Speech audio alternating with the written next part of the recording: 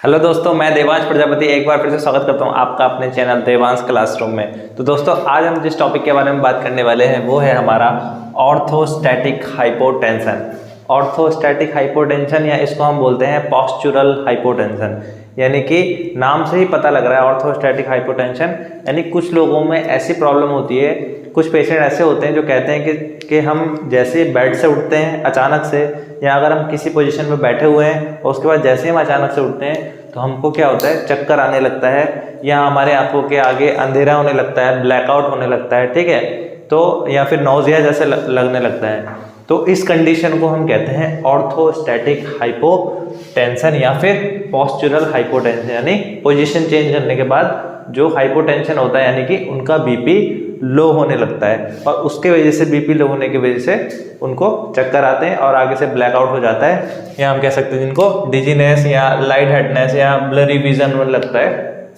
ये सब प्रॉब्लम देखने को मिलती हैं। अब ये जो ऑर्थोस्टैटिक हाइपोटेंशन है, क्या इसका रीज़न है, ठीक है, क्या इसकी पैथोलॉजी है, क्यों ये होता है, इसके बारे में आज हम विस्तार से पढ़ेंगे। तो देखिए, नॉर्मल कंडीशन में क्या होता है, मान लीजिए कोई पेशेंट लेटा हुआ है इस तरीके से, जब हम सुपाइन पोजीशन में लेटे होते हैं तो जो हमारा ब्लड होता है वो पूरी तरह से डिस्ट्रीब्यूट रहता है बॉडी में, बॉडी से लेकर ब्रेन तक। देखिए, जैसे कि ये एक पर्सन है और ये इसके अंदर ब्लड है, ठीक है। तो जब हम सुपाइन पोजीशन में जाते हैं तो ये हमारा मान लीजिए ब्रेन है, तो यहाँ पे प्रॉपर ब्लड सप्लाई हो रही है, ठीक है। यहाँ पे अभी देखिएगा आप, प्रॉपर ब्लड सप्लाई हो रही है। लेकिन जैसे ही पेशेंट अचानक से क्या होता है, स्टैंडिंग पोजीशन में आता है, तो ग्रेविटी क्या करती है, ग्रेविटी की वजह से क्या होता है, ब्लड जो है अपर लोअर बॉडी पार्ट में पुल हो जाता है, ठीक है, नीचे की तरफ ब्लड जाने लगता है, जिसके वजह से क्या होता है, ब्रेन में ब्लड की सप्लाई अचानक से कम होती है। और जैसे ब्रेन में ब्लड की सप्लाई अचानक से कम होती है तो पेशेंट को चक्कर आने लगता है, आंखों के आगे अंधेरा छाने लगता है, ठीक है। यानी कि यहाँ ब्रेन में एक प्रकार से ऑक्सीजन ब्लड सप्लाई कम होने की वजह से, ऑक्सीजन सप्लाई नहीं मिलने की वजह से वो अपना फंक्शन प्रॉपर नहीं कर पाता है, उस वजह से पेशेंट को चक्कर आने लगता है। आपको समझ में आ गया होगा कि बॉडी जब इस तरीके से है और फिर जैसे ही हम स्टैंडिंग पोजीशन में आता है पेशेंट, तो ग्रेविटी की वजह से ब्लड नीचे लोअर बॉडी पार्ट में चला जाता है, उसकी वजह से चक्कर आते हैं। अब आप बोलेंगे कि जो नॉर्मल है व्यक्ति, जिसमें जो पेशेंट नहीं, जिसको चक्कर नहीं आता, उसमें क्या होता है, ठीक है। इस तरीके से हम लेटे होते हैं और जैसे हम इस तरीके से स्टैंडिंग पोजीशन में आते हैं तो ब्लड नीचे की ओर बॉडी में आता है, तो बॉडी में बहुत सारे कंपलसेटरी मैकेनिज्म होते हैं जिसके थ्रू क्या होता है, ये है हमारा ब्रेन की सप्लाई प्रॉपर हो जाती है। यानी कि जैसे इस तरीके से स्टैंडिंग पोजीशन में आते हैं तो बॉडी क्या करती है, कंपलसेट करती है और वेसो कॉन्स्ट्रिक्शन होता है, मतलब जो हमारी आर्टरीज वगैरह होती हैं और वेन्स होती हैं वो कॉन्स्ट्रिक्ट करती हैं, और इस तरीके से अगर मैं इसको दबाऊं तो ये ब्लड क्या होगा, ऊपर की ओर जाने लगेगा, तो आर्टरी हमारी कॉन्ट्रैक्ट करती हैं और ब्लड सप्लाई प्रॉपर हो जाती है, ठीक है। ये है नॉर्मल प्रोसीजर, ठीक है। तो देखिए, एक नॉर्मल मैं बता देता हूँ किस तरीके से होता है। पेशेंट लेटा हुआ है, एक नॉर्मल कंडीशन में बता रहा हूँ, जिसे चक्कर नहीं आता है उसमें क्या होता है, उसके बाद वो स्टैंडिंग पोजीशन में आ जाएगा। अब क्या होगा, ब्रेन को प्रॉपर सप्लाई हो रही है, लेकिन जैसे ही स्टैंडिंग पोजीशन में आएगा तो कम क्या होता है, लगभग 700 ml ब्लड जो होता है, 100 ml ब्लड जो होता है, वो ग्रेविटी की वजह से लोअर बॉडी पार्ट में जाने लगता है, ठीक है। तो जैसे ही लोअर बॉडी पार्ट में जाता है तो क्या होता है, जो हमारा हार्ट है, हार्ट के पास हमारा यहाँ पे हमारा ये आर्च ऑफ अयोर्टा है, और हमारा आर्च ऑफ अयोर्टा के बाद होता है हमारा कैरोटिड आर्टरी होती है, और कैरोटिड आर्टरी के बाद ये हमारा कैरोटिड साइनस होता है। तो कैरोटिड साइनस के पास कुछ सेंसर लगे होते हैं, प्रेशर सेंसर, जो कि प्रेशर को सेंस करते रहते हैं।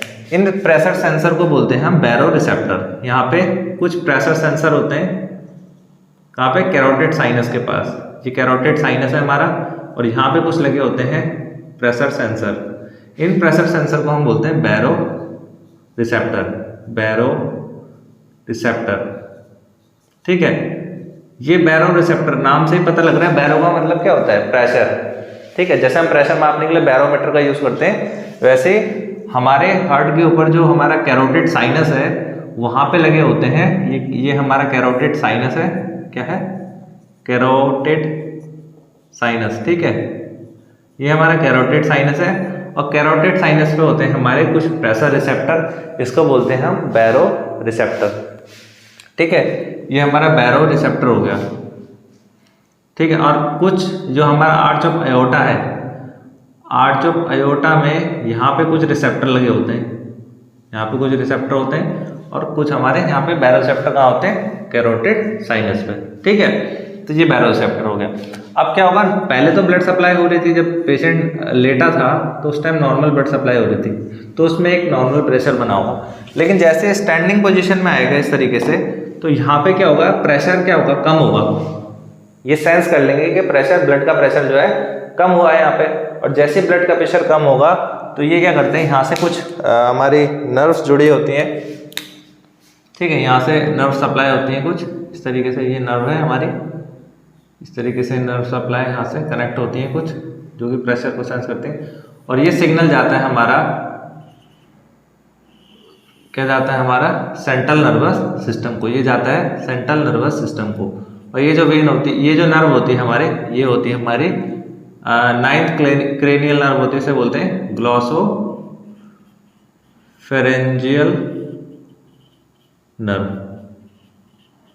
ये क्या है हमारे, ग्लॉसोफेरेंजियल नर्व। ये कौन सी नर्व है, 9th क्रेनियल नर्व है। ये 9th क्रेनियल नर्व के थ्रू ये सिग्नल जाता है ब्रेन को।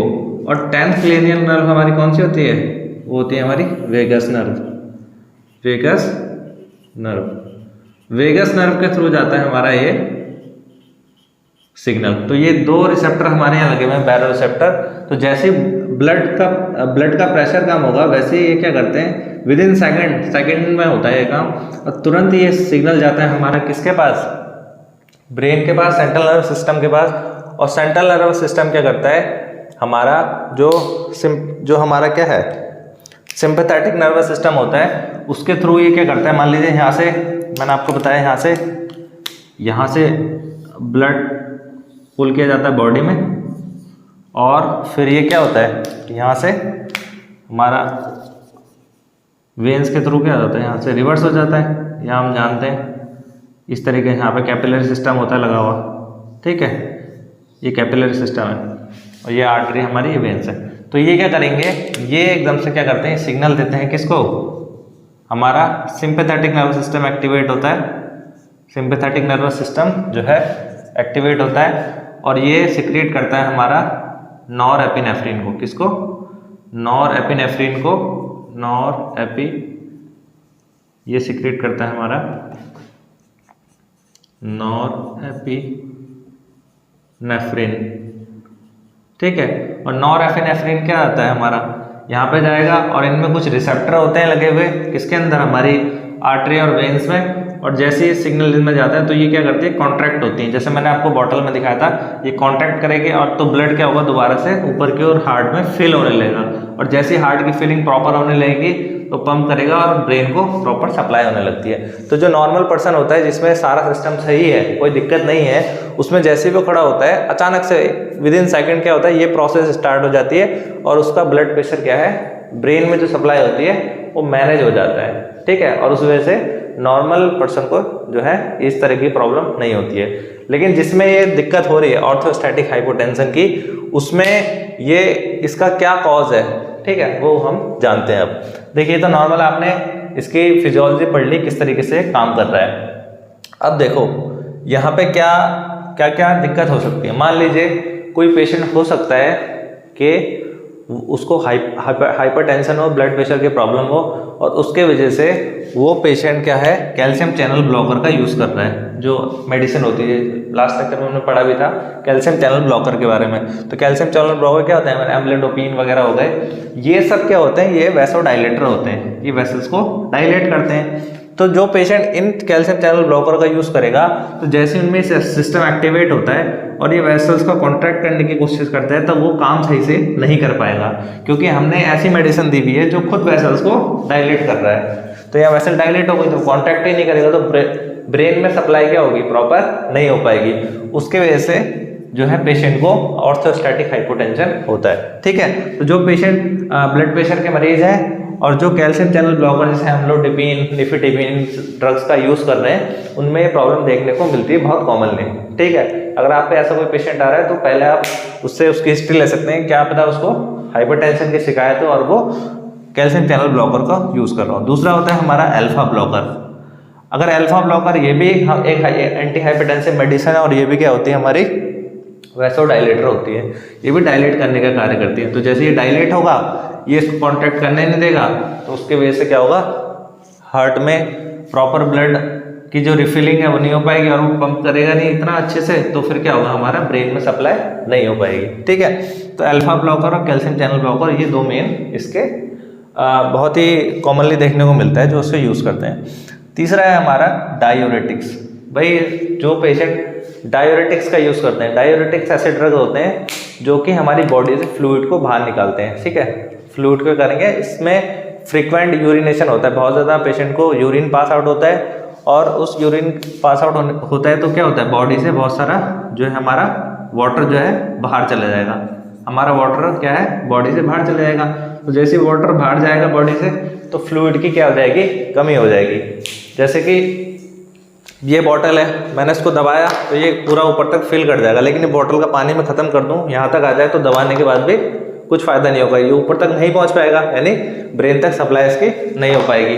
तो वैसे ही यहाँ पे है, तो जो डायूरेटिक का पेशेंट यूज़ करते हैं उनमें वैसे वाटर वैसे ख़त्म हो चुका है, कम हो चुका है, तो अगर आर्टरी कॉन्ट्रैक्ट भी करती है तो वो प्रॉपर सप्लाई उसकी नहीं कर पाएगा, तो ये प्रॉब्लम वहाँ पे देखने को मिलेगी। तो ब्रेन में ब्लड सप्लाई नहीं होगी तो पेशेंट को क्या होगा ऑर्थोस्टैटिक हाइपोटेंशन मिलेगा। ठीक है, अब है हमारा डिहाइड्रेशन की कंडीशन। हो सकता है पेशेंट को डिहाइड्रेशन हो, वो अब डिहाइड्रेशन किस वजह से हो सकता है पेशेंट को क्या हुआ वॉमिटिंग हुई, बहुत ज़्यादा वॉमिटिंग हो गई है, बहुत ज़्यादा वॉमिटिंग हुई तो फ्लूइड बाहर निकल गया है, फ्लूइड बाहर निकल गया है तो वही बॉटल वाला एग्जाम्पल, फ्लूइड कम हो गया है तो कॉन्ट्रैक्ट करने पर भी कुछ फ़ायदा नहीं होगा। जिन्हें बहुत ज़्यादा वॉमिटिंग हो जाती है उन्हें भी ये प्रॉब्लम होती है। फिर है या फिर वॉमिटिंग हो गया या डायरिया हो गया, देखा होगा आपने डायरिया आपको भी कभी हुआ होगा, तो उसके बाद आपको चलने में दिक्कत आती है, एकदम से सर घूमने लगता है, चकराने लगता है, तो वहाँ पे यही कंडीशन हो रही है, फ्लूइड खत्म हो चुका है, खत्म तो नहीं हुआ मतलब कम हो गया है, और आर्टरी कॉन्ट्रैक्ट भी कर रही है, वेसल्स कॉन्ट्रैक्ट भी कर रही हैं, लेकिन वो ब्रेन को प्रॉपर सप्लाई नहीं दे पा रही हैं। ठीक है, तो और एक तो हो गया वॉमिटिंग, फिर हो गया हमारा डायरिया, फिर हो गया फीवर। अब फीवर की कंडीशन में क्या होगा, फीवर में भी जब बॉडी का टेम्परेचर बढ़ता है तो क्या होगा हमारा बहुत ज़्यादा हमें स्वेटिंग होती है, स्वेटिंग होने से भी क्या होता है हमारा फ्लूइड बाहर जाएगा, उसके साथ साथ गर्मी की वजह से भी कुछ हीट की वजह से भी वैसोडाइलेशन होता है, वेसल्स क्या हो जाती है वैसोडाइलेशन होता है। ठीक है, तो उसके वजह से भी फीवर की वजह से भी हमें ये प्रॉब्लम देखने को मिल सकती है। तो डिहाइड्रेशन एक बहुत बड़ा इसका कॉज हो सकता है। ठीक है, और फिर है हमारा हार्ट प्रॉब्लम। अब हार्ट प्रॉब्लम में क्या हो सकता है ब्रेडिकार्डिया और हार्ट फेलियर। मान लीजिए सारा सिस्टम सब कुछ सही से काम कर रहा है, लेकिन अब क्या है हमारा हार्ट में प्रॉब्लम है कि हमारा ब्रेडिकार्डिया, ब्रेडिकार्डिया का बोलते हैं जब हार्ट रेट 60 से कम हो जाती है तो इस कंडीशन को हम बोलते हैं ब्रेडिकार्डिया। अब क्या है जैसे अब ये एक सिग्नल नहीं देता, ये सिग्नल हमारा इसको तो देता ही है कि आर्टरी को हम कॉन्ट्रैक्ट करेंगे, वेसल्स को हम कॉन्ट्रैक्ट करेंगे, उसके साथ साथ ना ये हार्ट रेट को भी बढ़ाता है। तो हार्ट रेट जब स्पीड बढ़ती है उसकी तो फटाफट से वो ब्रेन को सप्लाई करता है। लेकिन जिन पेशेंट के अंदर ब्रेडिकार्डिया पहले से हार्ट रेट स्लो है तो उन पेशेंटों में ये प्रॉब्लम देखने को मिलेगी। दूसरा हार्ट फेलियर का, अब पेशेंट का हार्ट ही फेल है, वो पहले से पंप नहीं कर पा रहा, आर्टरी भी कॉन्ट्रैक्ट कर रही है, सब कुछ कर रही है, वो उसको ब्लड भी सप्लाई कर रही है, लेकिन पंप ही नहीं कर पा रहा है। ठीक है, वो दिक्कत है, नीचे से सारी सप्लाई हो रखी है, लेकिन जो मेन आदमी है जो सप्लाई कर रहा है उसको पंप है, मान लीजिए हमारी टंकी है जहाँ से भी पानी आ रहा है, सब कुछ ठीक है, हमारी मोटर ही खराब हो रखी है, तो क्या है ऊपर तक पानी नहीं चढ़ पाएगा। कहीं देखो पानी नहीं आ रहा है तो बात अलग है, लेकिन पानी आ रहा है, मोटर खराब हो गई, पता लगा कि लाइट ही भाग गई, लाइट ही नहीं आ रही तो वो बात अलग है। ठीक है, वो सिस्टम हो गया यहाँ पे। तो ये हमारा हो गया हार्ट प्रॉब्लम। और भी हार्ट की जो प्रॉब्लम है वॉल्वुलर डिजीज हो सकती है, वॉल्व भी खराब है पेशेंट का, वॉल्व में दिक्कत आ रखी है तो उस वजह से भी हो सकता है। फिर है हमारा नर्वस सिस्टम डिसऑर्डर। अब नर्वस सिस्टम डिसऑर्डर कुछ हो सकते हैं, देखो डायबिटीज़ के पेशेंट में देखने को मिलेगा आप में, जिस पेशेंट को डायबिटीज़ है, मधुमेह होता है, उसमें क्या होता है उन पेशेंटों में भी बहुत देखने को मिलता है जो क्रॉनिक पेशेंट हो चुके होते हैं। बहुत लंबे समय तक जब डायबिटीज़ होती है तो हमें पता है कि जब डायबिटीज़ होती है तो जो एक्स्ट्रा ग्लूकोज होता है वो हमारी नर्व्स को डैमेज कर देता है। ठीक है, जब नर्व डैमेज हो गई तो उसमें सिग्नल क्या है प्रॉपर नहीं जा पाएगा। ठीक है, और सिग्नल जब प्रॉपर नहीं जा पाता है तो ये जो सिस्टम एक्टिवेट होना होता है वो हमारा थोड़ा सा डिले कर जाता है। तो पेशेंटों में क्या होगा, जैसे वो खड़ा होगा पेशेंट, नर्व उसकी डैमेज हो रखी है, ये सिग्नल भी स्लो जा रहा है, ये सिग्नल भी स्लो आ रहा है, तो इन सिग्नल की जो स्पीड होती है उसमें थोड़ा सा टाइम लगता है। तो कई बार डायबिटीज़ के पेशेंट में देखने को मिलेगा वो अचानक से खड़े होते हैं और तुरंत चक्कर खा के गिर जाते हैं, ठीक है। तो उसमें क्या होता है, क्योंकि डायबिटीज़ की वजह से नर्व्स में प्रॉब्लम हो गई है हमारे, ठीक है। ये हमें देखने को मिलेगा, डायबिटीज़ के बहुत पेशेंट जो क्रॉनिक होते हैं उनमें देखने को मिलता है। तो हम ये ध्यान देंगे उसमें कि नर्व्स को कैसे नरिश किया जाए, उन्हें कैसे पावर दी जाए, उन्हें कैसे ठीक किया जाए, ठीक है। तो विटामिन का बहुत सारे यूज़ किए जाते हैं, जिसकी वजह से नर्व्स को थोड़ा स्ट्रेंथ मिलती है। तो उनमें नर्व्स में प्रॉब्लम होने की वजह से यहाँ पे मतलब, क्योंकि ये भी सही काम कर रहा है, ये भी आर्टरी भी डायलेट हो रही है, वो कॉन्ट्रैक्ट हो रही है, लेकिन थोड़ा स्लो, क्योंकि पेशेंट तो अचानक से उठेगा, एकदम विद इन सेकेंड उठेगा, लेकिन विद इन सेकेंड ये काम नहीं कर पा रहे हैं। यहाँ पे इस सिस्टम जो है, हमारी वायरिंग खराब हो गई है, यहाँ पे करंट ही नहीं आ रहा है सही से, ठीक है। और हमारा पार्किंसन डिसऑर्डर हो सकता है। पार्किंसन डिसऑर्डर में भी क्या होता है, हमारे नर्व टिश्यूज डैमेज हो जाते हैं। नर्व्स डैमेज होंगी तो सिग्नलिंग प्रॉब्लम आएगी, ठीक है। सिग्नल प्रॉपर नहीं आएगा, इसको प्रॉपर सिग्नल नहीं मिलेगा तो ये कॉन्टैक्ट ही नहीं करेगा, ठीक है। तो जब कॉन्टैक्ट नहीं करेगा तो फिर से हमारा क्या होगा, ऑर्थोस्टैटिक हाइपोटेंशन होगा। फिर है एंडोक्राइन प्रॉब्लम। अब एंडोक्राइन प्रॉब्लम क्या है हमारी, देखो एंडोक्राइन प्रॉब्लम में क्या होगा हमारा, जैसे कि एडिसन डिजीज होती है। एडिसन डिजीज क्या होती है, इसमें जो हमारी किडनी के ऊपर एडिनल ग्लैंड होती है वो अच्छा प्रॉपर से वर्क नहीं करती है। तो जो हमारी एडिनल ग्लैंड होती है उसमें बहुत सारे स्टेरॉइड हार्मोन्स बनते हैं, कॉर्टिकोस्टेरॉइड्स बनते हैं, ठीक है, जिनमें से एक है हमारा एल्डोस्टेरॉन। अब एल्डोस्टेरॉन का क्या काम होता है, एल्डोस्टेरॉन किडनी में क्या करता है, हमारे नेफ्रॉन्स के अंदर जो एक्स्ट्रा सोडियम जो बाहर जा रहा होता है उसको वो क्या करता है, उसको बाहर जाने से रोकता है, सोडियम को और वाटर को।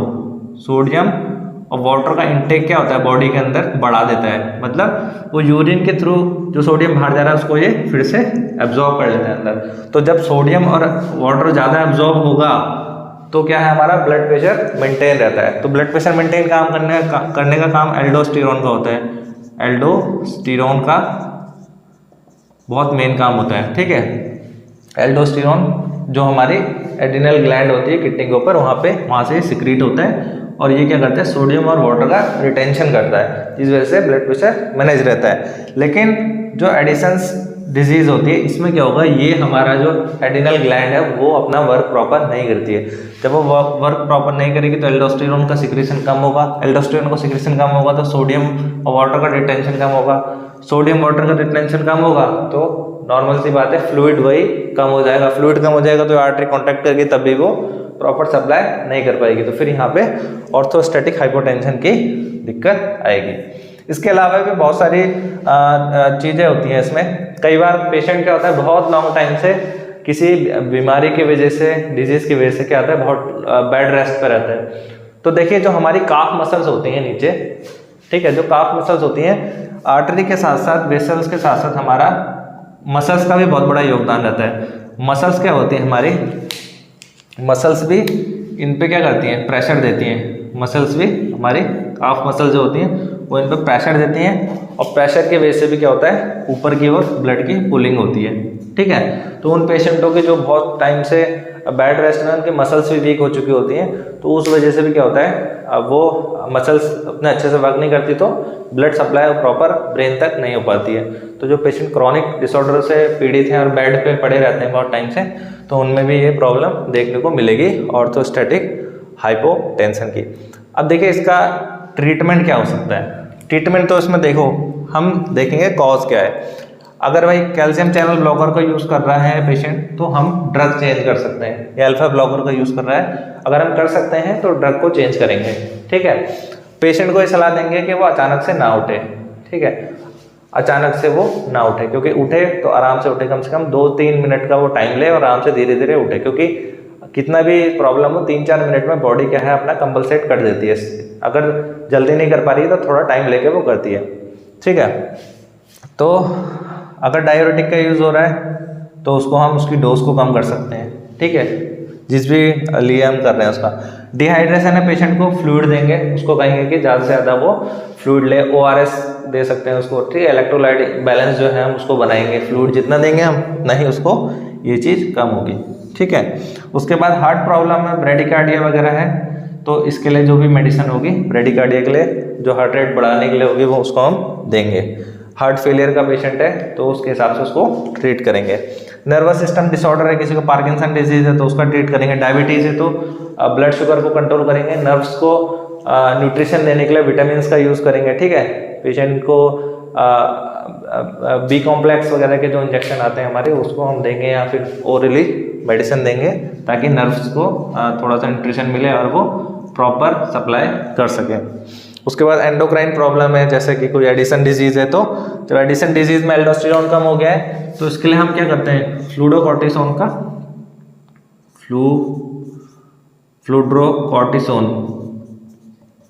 फ्लूड्रोकॉर्टिसोन एक ड्रग आता है जिसका हम ऑर्थोस्टैटिक हाइपोटेंशन में यूज़ करते हैं। फ्लूडोकॉर्टिसोन एज अ एल्डोस्टेरोन काम करता है और ये बॉडी के अंदर सोडियम और वाटर का क्या करता है, रिटेंशन करता है, जिसकी वजह से हमारा बीपी मैनेज होता है। तो ड्रग में हम ये कॉर्टिकोस्टेरॉइड होता है, इसको हम यूज़ करते हैं, किसको, फ्लूडोकॉर्टिसोन को। इसके अलावा भी बहुत सारे कॉर्टिकोस्टेरॉइड आते हैं जिसको हम इसमें यूज़ कर सकते हैं। उसके अलावा पेशेंट को ये कहना है कि हाँ भाई आराम आराम से उसको उठना है, धीरे धीरे जब भी उठे, और कभी भी अगर उठे तो कोई चीज़ देख ले अपने पास, उसका दीवार का या किसी चीज़ का सहारा लेके उठे अगर उसको लगता है कि वो गिर सकता है, ठीक है।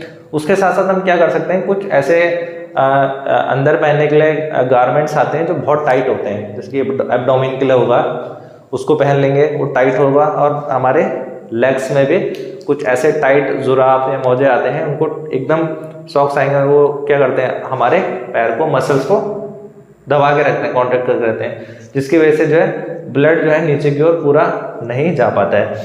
जब ब्लड नीचे की ओर नहीं जाएगा तो ज़्यादातर ब्लड ऊपर की ओर रहेगा अपर बॉडी पार्ट में, तो इसमें हमें सिम्टम में कुछ कमी देखने को मिलती है। तो जो टाइट कपड़े होते हैं कोई, उसका हम यूज़ कर सकते हैं इसके लिए, ठीक है। कुछ जो बहुत ही स्ट्रेच हमारे सॉक्स होते हैं या फिर एब्डोमेन के लिए पेट में पहनने के लिए कुछ बेल्ट्स आती हैं ऐसी, जो कि ब्लड को नीचे की ओर पुल करने से रोकते हैं, ठीक है। इसका हम यूज़ कर सकते हैं। अच्छा, डायग्नोसिस के लिए, इसका डायग्नोस कैसे करते हैं। डायग्नोस के लिए क्या होता है कि मान लीजिए पेशेंट का बीपी है 120/80, ठीक है। ये इसका पेशेंट का कब है, पेशेंट इस तरीके से अभी सुपाइन पोजीशन में लेटा हुआ है, मान लीजिए उसका बीपी इतना है।